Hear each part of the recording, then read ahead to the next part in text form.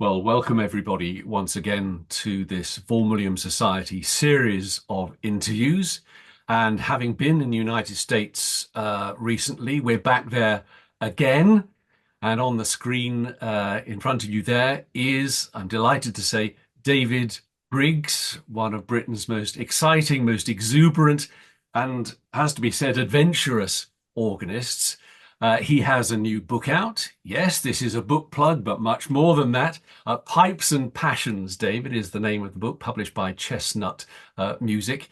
You're in New York. You're the artist in residence at the Cathedral of St. John the Divine. So, what is an artist in residence at St. John the Divine in New York? My goodness. I've actually lived in the States now for a third of my life. But I'm very lucky that I get to, I have obviously a lot of family in England still, and I come over about 5 or 6 times a year. So obviously a part of my heart will always be in England as well. But I love living in New York. St. John the Divine, there's about 12 or 14 of us artists in residence. It's an idea that goes back about 40 years, actually. There are poets, contemporary dancers, jazz musicians, actually high wire walkers. Philippe Petit, the No. guy who walked between the two World Trade Center towers in the 70s, wasn't it? He's an artist in residence here, and he comes and does stuff. Actually, a few months ago, he walked from one side of the nave to the other at about 100 feet. I did suggest that we should maybe do a job swap, but he doesn't play the organ, So But do you get to interact with others with that type? a little bit, not very much. I mean, mainly people sort of, they paddle their own canoes. For me, I play at St. John the Divine probably 8 times a year, something like that. Christmas and Easter, and I play probably 6 concerts a year. Write for the choir. There's a wonderful choir here, and one of the most beautiful things about it is that when I'm in town, which is about half of the year, I get to go and rehearse, and it's kind of mind-blowing being in there at night alone. It's the largest Gothic cathedral in the world, or neo-Gothic, of course, started in about 1892. So I really value that time. It's a wonderful place to rehearse with a fantastic Aeolian Skinner organ. So, do you get big audiences for your recitals? I mean, what are organ recital audiences like in the States? Right. Well, actually, here we've been very lucky recently because, well, the day before Notre Dame fire in 2019, we also had a fire. Some paintings burnt in the crypt. Nobody quite knows what happened. Somebody said it was spontaneous combustion. I'm not sure. I think there was probably somebody down there with a cigarette or something. I have no idea. Anyway, there was a fire. It burned for about 12 minutes. But the result of that was a lot of smoke. It was in the middle of the Palm Sunday Eucharist. And everybody thought it was a new type of incense. But anyway, it wasn't. They evacuated the cathedral. And the result was that the building had to be completely cleaned. That took about 6 months. And the organ also had to be completely cleaned. So it went back to Warrensburg, Missouri, to Quimby Organ Company. Or probably 3/4 of the pipes went back to be cleaned. And because of insurance issues and thereby missing our place in the organ builder's queue, we've been without the organ for 5.5 years. We had an electronic, which actually sounded pretty wonderful in that acoustic. I mean, we have a 10-second acoustic. But in November, the organ finally came back, and we had a big opening series last month. And we managed to find some sponsorships so that these concerts by the three resident organists, Kent Tritle, who's the director of music at the cathedral, wonderful person and wonderful musician, fantastic organist, Daniel Ficari, who's the incredibly gifted associate. He's about 28. I've yet to hear him play a wrong note. It's very distressing. We did 3 concerts, and because of this sponsorship, we were able to make it free. And we had over 1,000 people in each concert. It was absolutely fantastic. Wonderful. Well, that suggests perhaps we might just look back to the sort of golden age of the organ recital in Britain. I mean, that's not ex an exaggeration, is it? In a way, I mean, there used to be a very fine audience for Mm. organ recitals in the UK. I mean, tell us something about that tradition. Well, I suppose there's the great British town hall tradition, isn't there, that was sort of largely centered actually on transcriptions. People like W.T. Best in Liverpool and G.D. Cunningham in Birmingham, George Thorman Ball, uh, and played a sort of mixed repertoire. But in those times, it was way before the LP or the CD. So the majority of people out of London, certainly, the only way that they heard the core orchestral repertoire was through these organ transcriptions.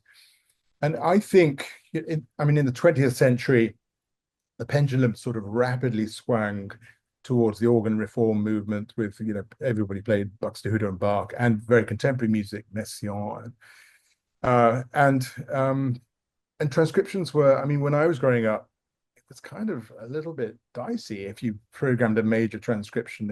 It wasn't thought to be very good taste. But I think often in music, as with life itself, the middle course is often the strongest.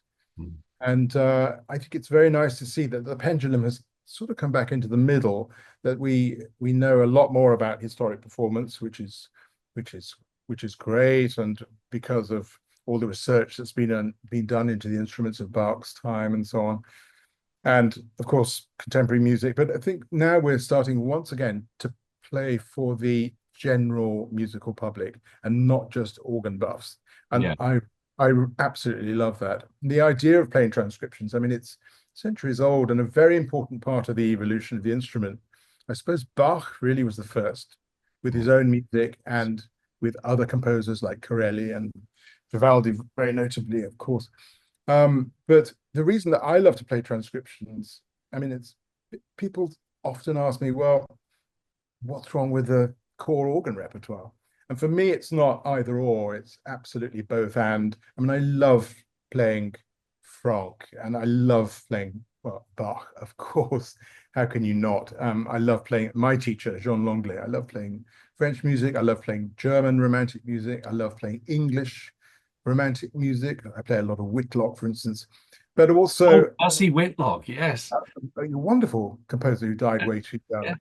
But I mean, I just love orchestral music. And I think that maybe comes from my teenage, especially growing up in a musical family in Birmingham. My dad was an engineer, but also a very good cellist and made a cello. Took him 5 years. And my parents met in the orchestra in the 50s. Oh, So we had a lot of music at home. My granddad was quite a famous organist yeah. in Birmingham for over 40 years at St. Jude's Church.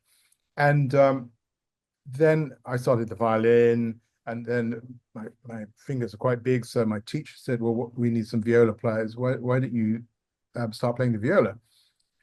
And so I switched to the viola at about 14.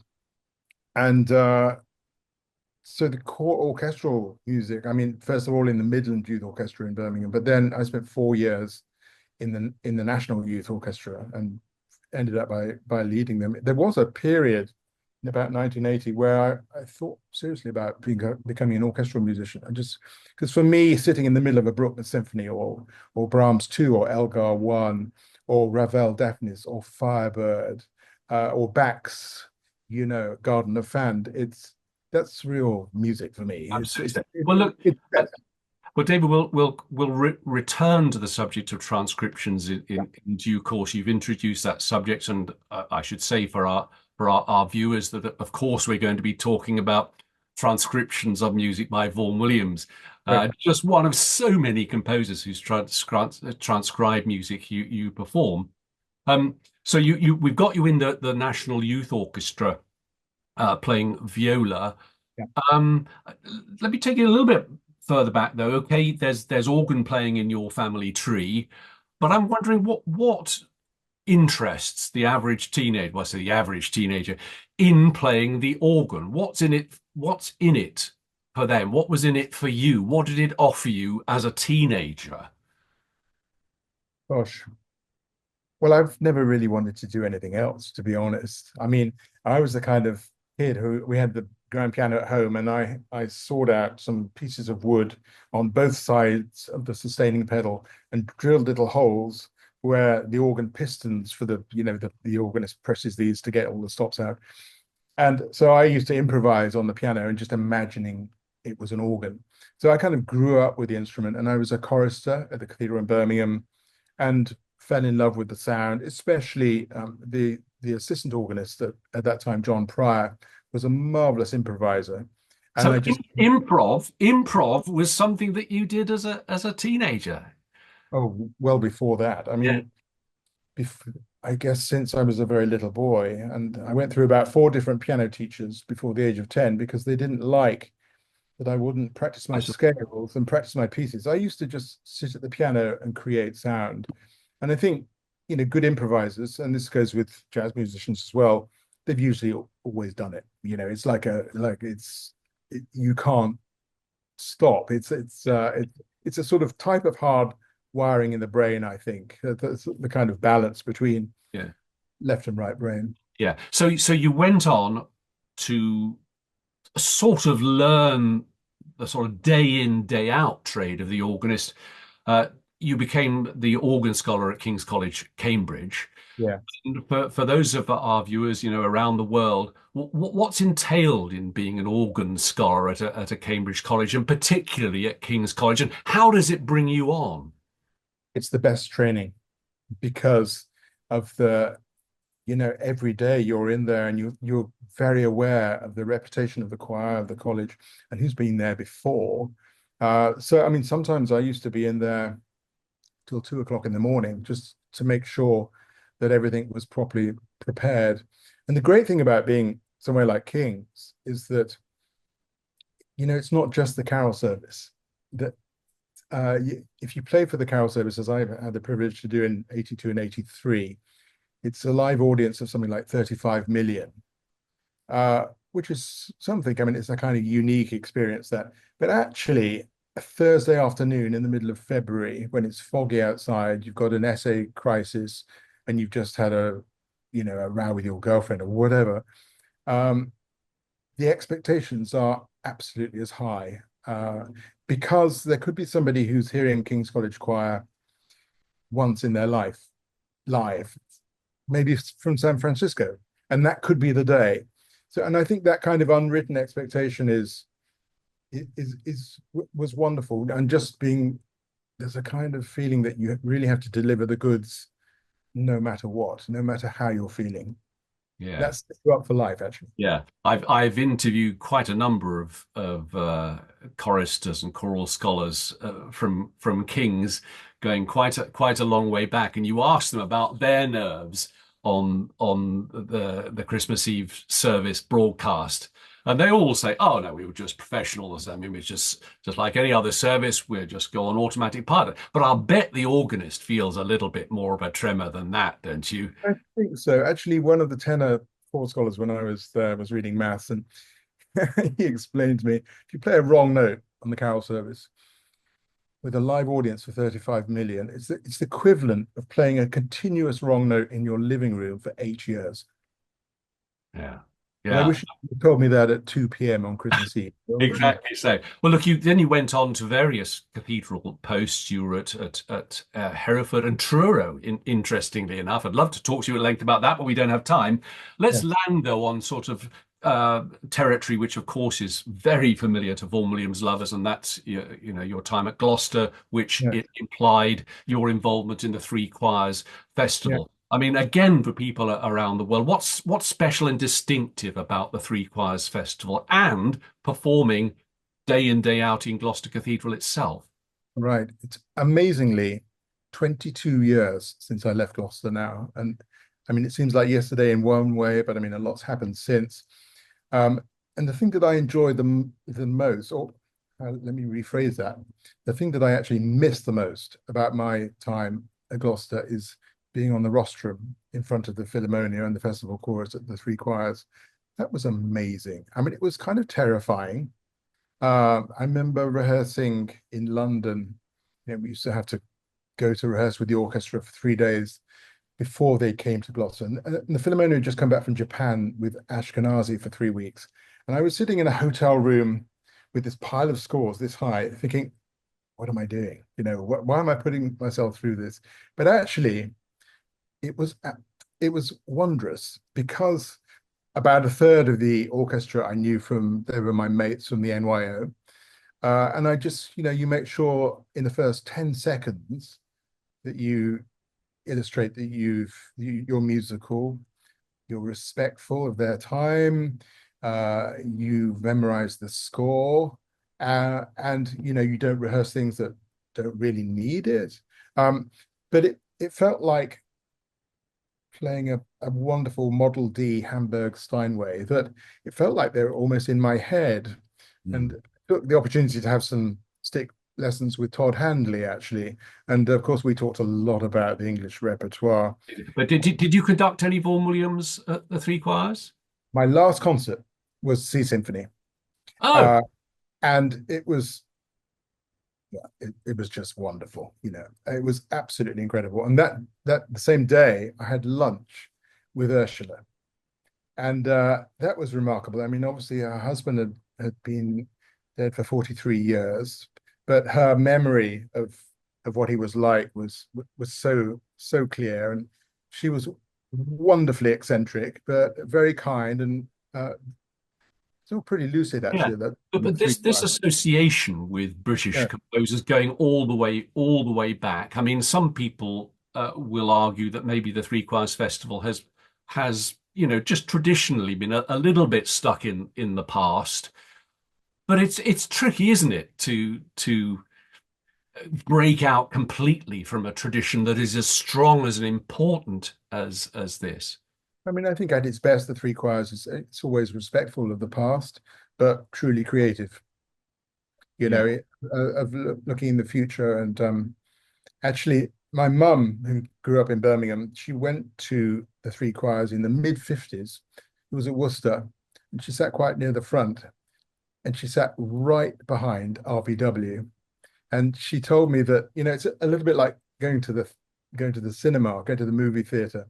That feeling when you can see the screen, and then immediately some enormous person comes and sits right in front of you and you can't see anything. Well, my mum said that was like that with RVW, but she was kind of very aware of his colossal aura, of course. That would have been the Worcester Festival in, I don't know, 56 or 57 or something like that. Well, look, we've barely touched on the content, of course, of your wonderful book. It's a fantastic read, David Pipes, Oh, and pretend we there we go. I mean, the chapters are short. It moves at a wonderful pace, wonderfully illustrated and beautifully designed. kind of. But let's home in it then on transcriptions, and particularly Vaughan Williams. I mean, I of course, knowing I was going to be talking to you, I've had to concentrate on just how many pieces by Vaughan Williams, transcriptions that you have actually recorded, specifically for Albion Records, the Vaughan Williams Society's recording arm. And I suppose to try and see the wood for the trees. Uh, I mean, when does a particular piece of music by Vaughan Williams work best on the organ? Or can anything be transcribed if it's done sensitively enough? I think so. I mean, I think most things work, I mean, the thing that I enjoyed transcribing the most was the Fifth Symphony. I just adore that music. And that's the only reason that, John Francis very kindly approached me about it. Chairman of the Vaughan Williams Society, yeah. Yes, absolutely. And a few years before, we've recorded the complete organ works of RVW at Sacred Heart Church in Wimbledon. And that was quite an amazing experience. Why there? Well, the organ is from about 1912 or something like that. So it's the right sound world. It's very opulent, but also very brilliant. And I had to learn, he wrote this extraordinary piece called Prelude and Fugue in C major. Or was it C minor? And so this was not a transcription. This is an indigenous organ piece. but I never worked so hard in my life. It's like incredibly difficult. And he was an organist, I think, quite a good organist. Um, in fact, I think it was an FRCO in about 1888 or something like that. Yeah. Although I did hear a rumor that he actually paid somebody else to do it, because in those days at the RCO you were behind a screen. So I don't know if that's true or not. I bet he was a good organist, although I think Alan Gray said when he was at Trinity, Cambridge, as a mature student, when RVW was there, he used to play for services in chapel, but was always getting the hymns in the wrong place. And you can Yeah. just Well, imagine how much it would have been I wonderful. I think there was a little bit of stupefaction that he did actually manage to pass his FRCO. So maybe your story there is correct. Um, Yeah. but I mean, I'm amazed, as I say, the sheer number of pieces. I mean, starting off at the beginning of one of the albums, what music from the 49th parallel, the film. Yes. What was that doing there? And then we got the Wasps, music Yeah. from the Wasps, including the overture, the suite for viola, for goodness Yeah. sake. That the Actually, Herbert Humptions exactly. transcription. That's a piece that I played as a violist in my teens. I used to love playing, especially, is it the ballad? You know, the and the prelude. And I studied with Fred Riddle, who was for many years the viola professor at the RCM and knew RVW very well, and actually recorded those. Is it three suites for viola? I think from about 1934, and he recorded it with the Bournemouth Sinfonietta, I think. And I used to listen to that non-stop when I was growing up. Yeah. But then we got something like, the Fantasia on a Theme by Thomas Tallis. Yeah. I'm thinking, does something that's on such sustained strings, is that going to really sound right? And of course, I was surprised that it did sound right. But if somebody was a little bit skeptical about a string piece like that, what would you say? I think it really all depends what you do with it. It's when you go back to the raw material, and then you have to kind of recast it to be very successful in its new guise. So it's a lot more than going to your computer and just doing Control C, Control V, cut and paste. I tend to be more inventive. And my technique is I never write in the score what stops to use, because I think over 50% of playing transcriptions is making good choices in terms of what we call the registration, the choice. You're really like a conductor, but you kind of have to reinvent the wheel from the original. So, but I enjoy doing that so much with the Tallis Fantasia, especially because it's just a wonderful vehicle for color, and for sometimes very sudden changes, and that wonderful kind of width of the sonic palette with sometimes like 4 or 5 octaves from the low note to the top. I think that works very well on the organ, and Mm, so yeah, I yeah. enjoyed it. And of course, I was thinking, it's a nice idea to transcribe a whole symphony, and yet you wonder, are you slightly hostage to fortune there, and that each movement is going to be, to some extent, significantly uh, different, and will all the movements work equally well on the organ? But that's the challenge that is set you and other transcribers. It is. I mean, I obviously know the original very well. There's with the fifth from the score full score, but also I think there's an arrangement for piano duet, is there not? Not by RVW. I forget now the name of the chap who maybe an assistant. It wasn't Roy Douglas, I don't think, but I think it may, I could be wrong here, so please don't write in, people. Michael Mulliner, I think it might well have is been. the name Yes. correct?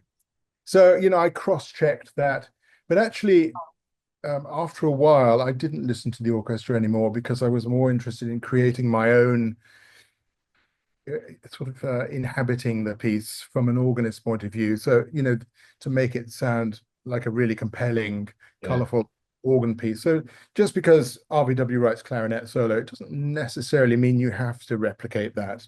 Yeah. And when Yeah. we recorded it, which is probably 4 years ago now, on the Willis organ at Truro, I mean, it's the the end of the Fifth Symphony is kind of mind-blowing on the Yeah, organ. well, all my skepticism was swept away about the Fifth Symphony. I have to say, absolutely adore the transcription. I love it. So On that kind. same album, of course, there's a Lark Ascending with Yes. Rupert Marshall Lark. And the interesting thing there, of course, is that there was a tradition in the very early days after the Lark Ascending was published of playing the Lark Ascending in a cathedral with a proper cathedral organist, with presumably a decent audience. And My predecessor at Gloucester, Herbert Sumption, I know played the Lark Ascending in Gloucester Cathedral on the organ. I think if you're sensitive, it works very well with organ accompaniment.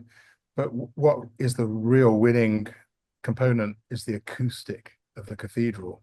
A solo violin and a big resonant acoustic is absolutely beautiful. That recording I'll never forget, because the day we were scheduled to record Lark Ascending, the violinist who'd been booked, Thomas Gould, fabulous violinist from London, he sent a text, said this was in 2022. He came down with COVID that morning. So I was thinking, oh my word, what are we going to do? We're going to have to abort, or we're going to have to come back in 9 or 12 months when I could be back in Truro. John Francis got on the blower to some violinists, including Rupert, who I think lives near Prestine or something like that in Shropshire. And he said, yeah, sure, I can do that. So he drove 7 hours down the M5 and the M6 and the M5 and the A30 all the way to Truro, got out of the car, we met him, he went to the loo, he had a sandwich, and then made that recording. Isn't that extraordinary? well, it's sort of redundant of the famous Hugh Bean story about being asked to record it with Adrian Bolton, almost no notice, and not actually knowing it. In fact, in that case, a couple of other things though before we finish, David, and of course with special reference perhaps to Vaughan Williams, the thought that listening to a transcription of a Vaughan Williams piece and others actually helps you to hear things you don't hear otherwise in the normal version, the original version. Is that the case sometimes, you think? Maybe. I mean, when you're both making the transcription and especially when you're choosing the stops and performing it, I had RVW looking over my shoulder, because you try to do, your main job is to be an ambassador for the composer. It's the composer that's important. So you imagine what he would be saying about all sorts of, the arrangements of the harmony, changing the voice leading, things like that, to make it not too difficult to play. I mean, it's normally this music's played by 80 people, so you have to be pragmatic sometimes. But I really like to think of it as a recasting rather than the dumbing down, because an organ like Truro, I mean, there's as much color, visceral color, as the full orchestra. It's of course not the same, but we have this amazing palette to use and to kind of translate the music to fit its new. Yeah.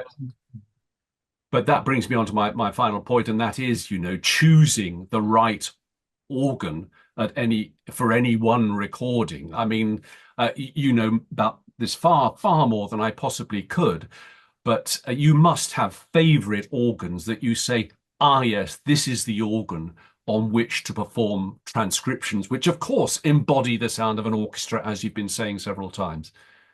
Yes, I mean, I suppose the kind of romantic style of voicing for something like Vaughan Williams is ideal. I wouldn't want to record or even perform Vaughan Williams 5 on a Schnitger organ or on a Metzler or something with a very neoclassical clear sound. But of course, if you're playing Bach transcriptions, that's great. Last week here in New York, I played Brahms 2 for the first time, a piece that I have adored for 50 years, really. Available on YouTube, I should say. And on this instrument here, where there's a colossal dynamic and a colossal amount of color and a 10-second acoustic, I mean, I think it sounds amazing. So there it is. I mean, philosophically, it's uh, I I hope it's okay. You know, I hope Mr. Brahms would be all right with this. It's the same with Mahler. I mean, I've transcribed a lot of the Mahler symphonies.